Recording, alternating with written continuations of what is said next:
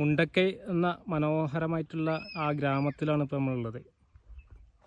നിശബ്ദമായിട്ടുള്ളൊരു ഗ്രാമമാണ്. അധികം യാത്രക്കാരും സഞ്ചാരികളൊന്നും എത്തിപ്പെടാത്തൊരു ഗ്രാമം. അങ്ങ് ബാക്കിൽ, ഈ ലയങ്ങളുടെ ബാക്കിൽ പശ്ചിമഘട്ടത്തിൻ്റെ ആ ഒരു മലനിരകളൊക്കെ ഇങ്ങനെ കാണാം. അതിൻ്റെ മറുഭാഗം നമ്മൾ നിലമ്പൂരാണ്. ഏകദേശം 13 കിലോമീറ്റർ ആണ് ഈ മല താണ്ടി കഴിഞ്ഞാൽ നമുക്ക് നിലമ്പൂർ എത്താൻ കഴിയും. ആനക്കാംപൊയിൽ നിലമ്പൂർ ഭാഗം. അത്രക്കും മനോഹരമായിട്ടുള്ളൊരു ഗ്രാമമാണ് വയനാട് ഭാഗത്തുള്ള ഈ മുണ്ടക്കൈ എന്ന് പറയുന്നത്.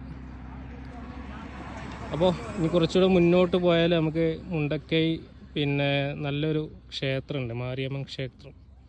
അതിൻ്റെ മുകളിൽ നിന്ന് ഉള്ള ഒരു വ്യൂ ഒക്കെ നമുക്ക് കാണാൻ കഴിയും. ഇങ്ങനെ പക്ഷികളുടെ ഒരു ചെറിയ സൗണ്ടൊക്കെ ഇങ്ങനെ നമുക്ക് കേൾക്കാൻ കഴിയും.